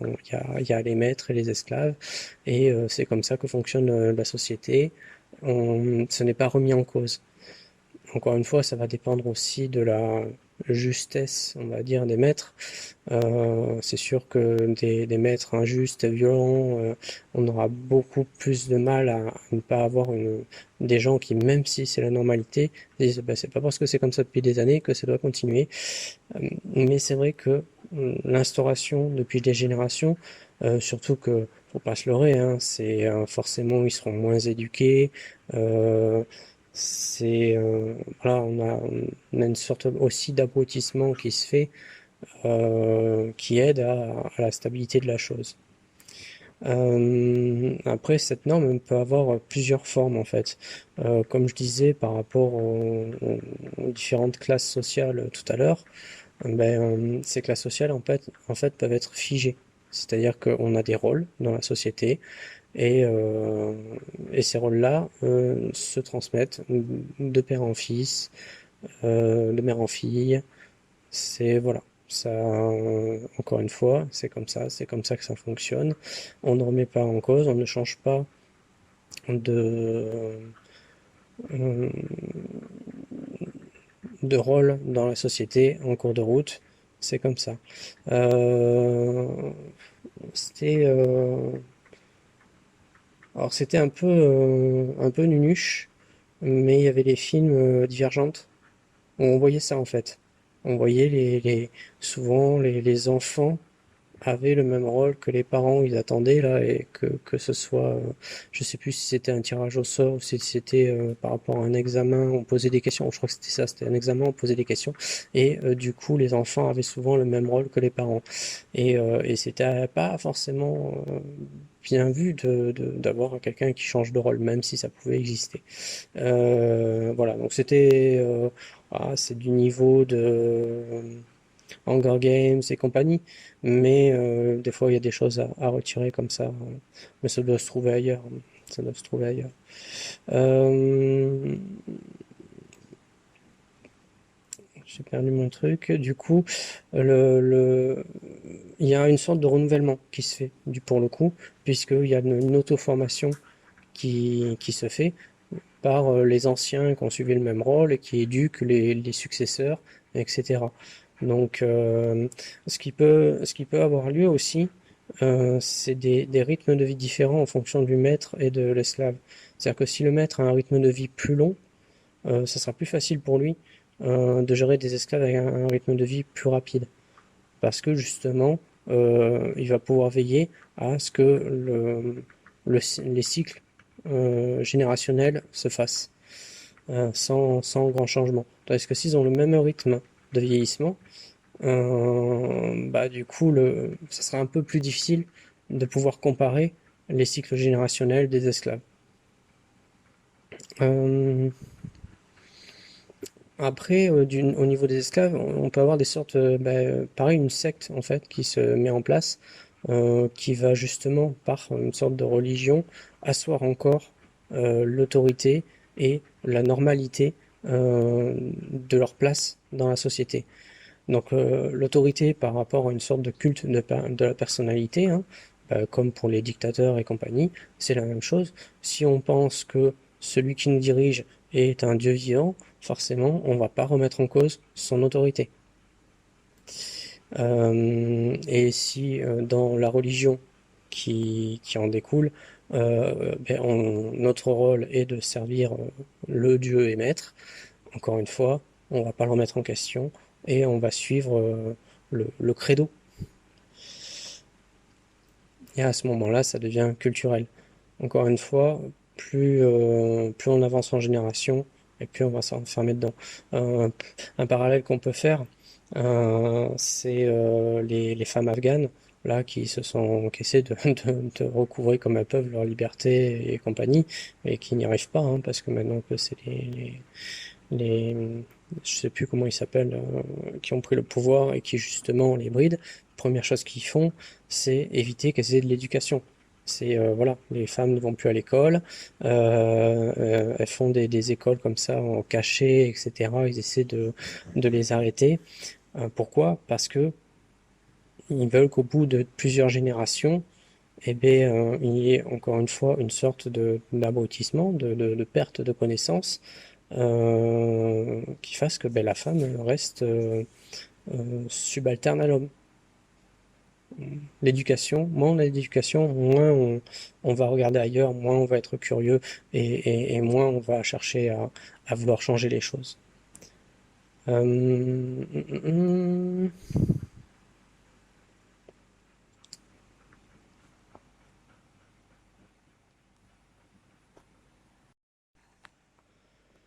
Alors ensuite, il va y avoir les gardiens de l'ordre, les, ce qui vont en fait comparer à tout à l'heure, vu que c'est légal, les gardiens de l'ordre, eux, ils appliquent la loi. Donc là où avant, quand c'était illégal, ils pouvaient servir pour arrêter l'esclavage, Inversement, eux, ils vont chercher à le conserver.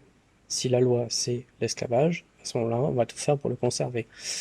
Donc, les gardiens de l'ordre, ben, pour le coup, ne vont pas aider et vont chercher à ce que ben, les esclaves restent dans leur cadre et pas autre chose. On peut voir ça, on peut s'inspirer de la ségrégation qu'il y a eu aux États-Unis, où on séparait bien les blancs des noirs. Il y avait les boîtes pour les noirs, les boîtes pour les blancs, les places assises pour les noirs en fond et les places assises pour les blancs. Euh, voilà, les forces de l'ordre vont maintenir cette ségrégation, cette différence bien située dans la société, qui, qui est esclave, qui est maître, voilà.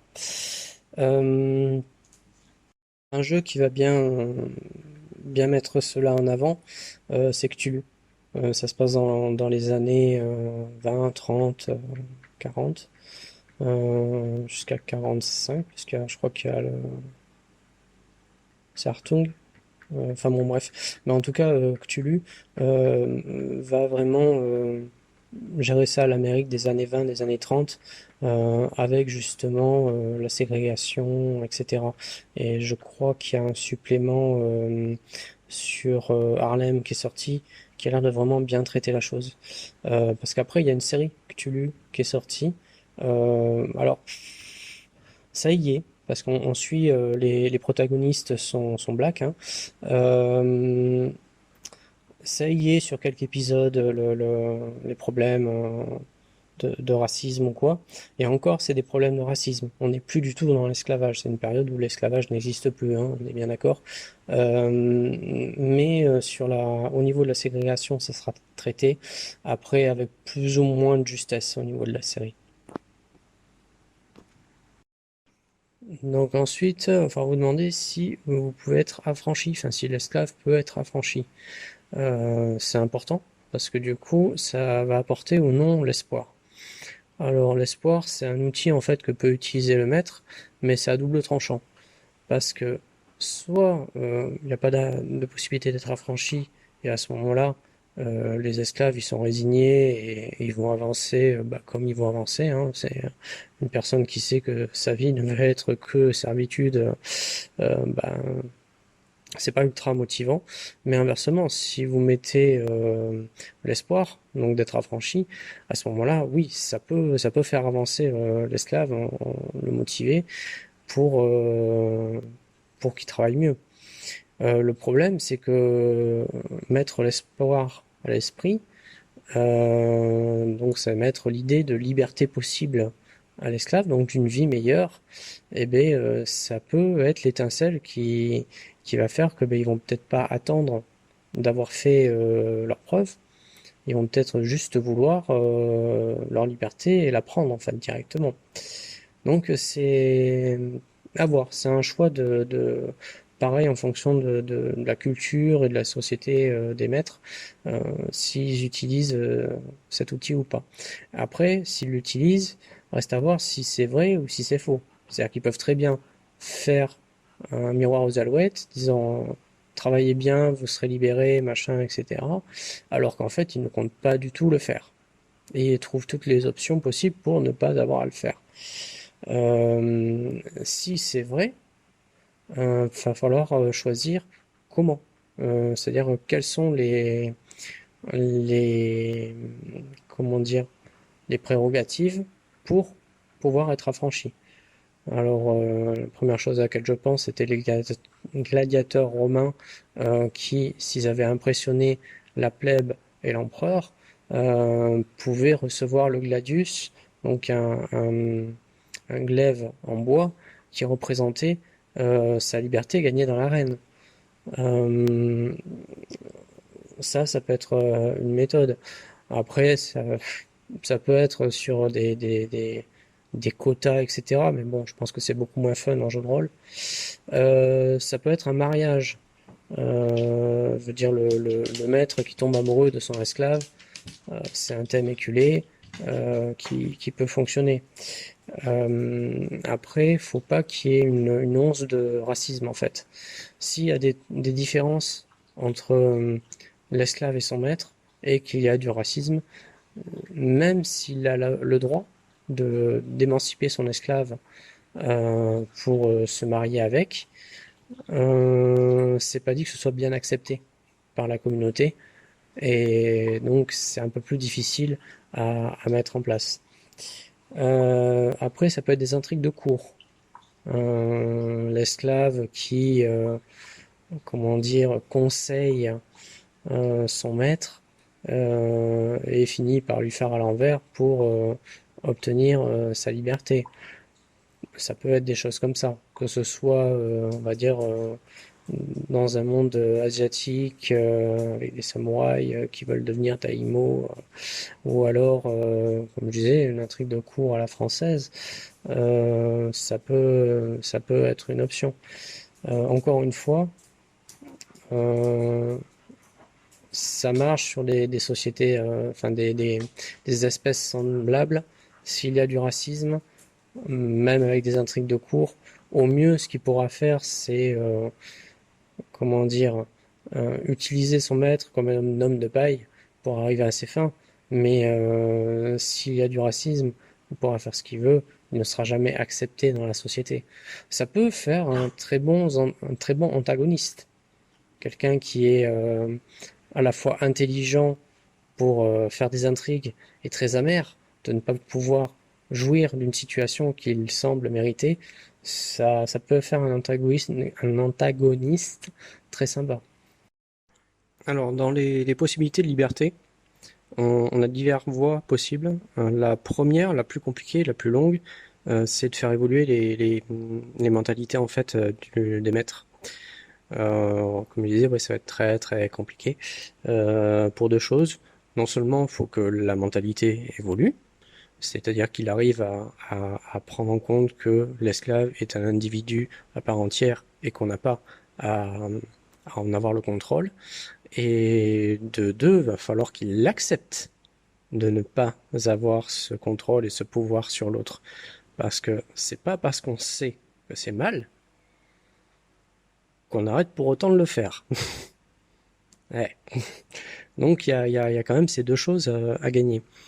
Du coup, pour déjà accepter que l'esclave est un individu à part entière, ça peut être assez compliqué. Je ne sais pas si vous imaginez par exemple un scénario où on aurait une race extraterrestre quelconque et où vraiment, sincèrement, on penserait que c'est une créature parce que il n'est pas suffisamment expressif et suffisamment qu'il n'y a pas de dialogue et du coup on pense vraiment que c'est une créature. Imaginons une créature qui ne dialogue pas avec des sons, mais plus avec des phéromones, avec peut-être des couleurs, ce qui fait que nous, on ne détecte pas du coup une créature intelligente en soi, et juste une grosse vache.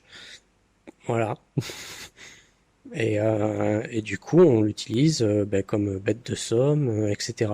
Et c'est qu'avec, on va dire, une sorte d'analyse, je sais pas, des scientifiques qui seraient fait une étude pour autre chose, hein, tout à fait différemment, se rendent compte par hasard que, ah mais non, c'est des créatures pensantes en fait. C'est voilà, qu'elles ont une société, qu'elles avaient une culture, qu'elles avaient voilà, et ça pourrait être intéressant de se dire tiens, un peuple en fait qui n'aurait pas besoin, par exemple comme nous, de maisons, de murs, de traces écrites, etc., qui aurait peut-être une conscience qui serait peut-être innée et génétique, du coup pas besoin de laisser de traces écrites, ni de serveurs de stockage, etc. Voilà, qui fonctionnerait d'une manière tellement différente que nous qu'on n'aurait pas détecté en fait cette intelligence. Ça serait voilà, ce serait intéressant de voir finalement des gens qui au final la détectent, arrivent à trouver une solution pour communiquer avec eux et doivent faire changer les mentalités bah, de toute urgence parce que ben on est en train de bah, de faire de l'esclavage et c'est peut-être pas dans les idéaux des des bah, de l'espèce que l'on suit au moment du jeu ou alors ou alors on s'en fout. Mais ça, c'est un cas terrible. Mais voilà, déjà, en fait, s'imaginer, en fait, d'avoir cette civilisation tellement différente de nous qu'on croit, oui, que c'est une créature lambda, alors qu'en fait, on est face à une créature, voilà, pensante et sensible euh, qu'on est en train d'exploiter. Exemple à la con, plus haut, j'avais cité Futurama, mais il y a je crois que c'est Nibbler, qui est pour tout le monde une sorte d'animal domestique, alors qu'en fait, il a sa propre vie, sa propre mission, cachée de tous les autres personnages, parce qu'il est infiltré en mode je suis un animal de compagnie. Voilà, c'est un exemple. Euh, Ça, c'est donc la première chose, arriver à faire comprendre qu'on est une espèce pensante et sensible. Après, une fois que c'est fait, comme je vous disais, on peut se trouver face à des gens qui, ouais, c'est bien, on s'en fiche, on continue comme ça, hein, ça nous arrange bien. À ce moment-là, c'est un autre problème. Donc là, c'est pas, on va dire, la méthode douce ne marchera peut-être pas, ou alors il faudra arriver à remonter l'info jusqu'aux gouvernants pour que c'est un impact, ou alors solliciter l'opinion publique. Donc après, ça demande d'autres défis plus compliqués à mettre en place. Là, bon, on est sur... bon, après, on va dire le jeu de rôle a plutôt tendance à l'action qu'à des choses comme ça très très cérébrales. Mais on va dire peut-être que pour faire apparaître la chose aux joueurs, pas forcément qu'ils le jouent parce que ça peut être très long, voire très usant et fatigant, pas forcément amusant. Après, si vous trouvez une manière amusante de l'exploiter, allez-y, hein. Mais qu'il soit témoin de ça, ça peut être une réflexion sympa à apporter aux joueurs. Donc sinon, on peut faire la révolte dans le sang, en fait, hein. Donc l'exemple le plus connu dans l'histoire, c'est Spartacus. Donc le gladiateur qui s'est rebellé, qui a amené avec lui tous les gladiateurs qui s'entraînaient avec lui, qui se sont enfuis et n'ont pas pu être arrêtés par les armées romaines parce que, bah, comment dire, c'est des gars, ils passent leur temps à se battre. Donc et puis en plus, souvent, ils viennent de plusieurs nations, donc s'ils ont échangé, ils ont vraiment appris des tas de manières de se battre. Donc vraiment, les pauvres gardes romains, ils ont eu du mal, sachant que dans leur fuite, ils ont recroisé d'autres gladiateurs, d'autres esclaves. Tout ce petit monde s'est joint à eux jusqu'à former quand même une véritable armée. Donc, pour le coup, Rome a été vraiment dans la panade à ce niveau-là. Je vous dis pas comment ça se finit. Je vous invite à voir soit le film avec Kirk Douglas, soit la série qui est plutôt pas mal. Si vous avez aimé Game of Thrones, tout ce qui est violence et sexe, allez voir Spartacus, vous allez être servi. Euh, mais voilà, et pour le coup, ouais, on voit pas mal de choses niveau esclavage, comme type de traitement qu'on peut avoir, etc. De l'époque. Voilà, je pense qu'ils épargnent pas grand-chose.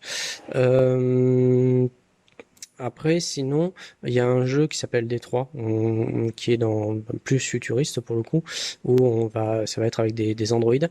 Alors, avant d'aller plus loin, voilà, si vous comptez le jouer, jouez-le et revenez plus tard. Parce que là, je vais devoir spoiler et franchement, ce serait dommage que de vous spoiler l'histoire. C'est un jeu narratif qui évolue en fonction de vos choix.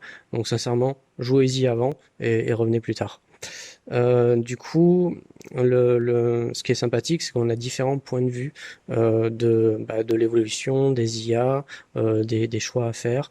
Alors, on a trois IA qu'on joue, trois types d'androïdes. On a un enquêteur qui a l'air de faire... enfin, c'est un enquêteur qui en même temps, euh, comment dire, surveille la police, etc. Enfin, il y fait un peu double jeu, quoi. On a un Android qui avait un maître très, un peu comme j'avais fait le portrait, très empathique, très compatissant, et qui essaie de développer un peu son libre arbitre, je veux dire de l'Android, hein, sa créativité, etc. Et on a une Android qui est une pure serviteur basique. Et du coup, les trois ont une évolution dans un contexte différent. Et ça, c'est pas mal, parce que du coup, on va avoir tous les points de vue. Et après, la libération va se faire justement en fonction de vos choix. Elle sera plus ou moins pacifique, plus ou moins facile, plus ou moins sans danger. Ça va vraiment dépendre de vos choix. Alors moi, je vais forcément faire par rapport à mon point de vue les choix que j'ai faits. Du coup, je suis passé par une révolte armée, hein. Je suis passé par voilà. Apparemment, j'ai un ami qui a réussi à faire ça de manière pacifique sans avoir de révolte armée. Bravo à lui, parce que moi j'ai pas vu comment faire sans que ça pète. Mais après, encore une fois, même après ça, il y a différents choix qui se présentent à vous, à savoir est-ce que ça va être la guerre ouverte, est-ce que finalement c'est un échec, ou moi je suis tombé à une sorte, je pense, je connais pas toutes les fins, donc je pense à ce qui est le meilleur entre deux, on va dire. Enfin, encore le meilleur entre guillemets, parce que encore une fois, je n'ai pas trouvé la solution pacifique. Mais on a délimité une zone qui appartient aux androïdes, dans laquelle, où si un Android y va, n'importe lequel, il devient libre, et on est en cours de discussion en fait. Enfin là, c'est là où s'arrête le jeu pour moi. C'est en cours de discussion en fait avec les humains, pour voir comment cohabiter de manière pacifique, sachant que c'est pas gagné, hein, parce qu'il y a de la rancœur dans les deux camps. Ça va pas être facile. Mais voilà, c'est un exemple aussi de prise de liberté. Donc, tant que j'y suis, j'en viens aux différentes conclusions possibles. Donc, il y a effectivement ce statu quo où on a une zone libre et on va dire une recherche de solutions avec les anciens maîtres. Sinon, on a la solution de la guerre, où là, il y a aucune possibilité d'entente, et du coup, ça va se terminer par la capitulation d'un camp ou d'un autre. À ce moment-là, à voir euh, quels sont les choix du camp ou de l'autre. Est-ce que c'est l'élimination ou voire même l'asservissement? Les rôles peuvent se retrouver inversés. Euh, et enfin, la solution pacifique où on arrive à pardonner, ce qui est pas simple. Et encore une fois, vu qu'on est maintenant sur des individualités, ça ne sera dans tous les cas pas parfait. Il y aura forcément des gens qui vont craquer, des gens qui n'arriveront pas à pardonner justement. Et donc c'est des équilibres, voilà, c'est des équilibres qui vont être très difficiles à tenir. Ouais, ça c'est sur les différentes conclusions possibles après une révolte et une récupération de la liberté. J'y pense rapidement sur la zone comme ça franche de liberté des anciens esclaves. Il y a l'État de Jaune qui c'était aux États-Unis en fait, c'était un comté, il y avait un propriétaire terrien en fait qui avait délimité une zone où pour lui, quand si les esclaves arrivaient ici, ils étaient libres. À voir dans l'histoire comment ça s'est passé aussi. Mais c'est pareil, ça peut être une idée. Puis voilà, je pense que j'ai tout vu. La création de liberté et les conclusions possibles. Euh, J'étais un peu rapide sur la fin, mais j'avoue que là je vois on a dépassé l'heure et demie. Peut-être que je suis à 2 heures. Voilà, ça fait beaucoup. J'ai essayé d'être assez exhaustif, sachant que je ne le suis pas totalement. J'ai même pas abordé tout ce qui était les enfants soldats, enfin voilà, j'ai pas été exhaustif. Mais là, je pense que on est presque à 2 heures. Ouais, ça va aller, hein. Franchement, si vous avez tenu jusque-là, merci. Et en espérant que ça vous ait intéressé et que ça vous sera utile pour vos parties. Et puis sinon, ben, à plus. Ciao, ciao.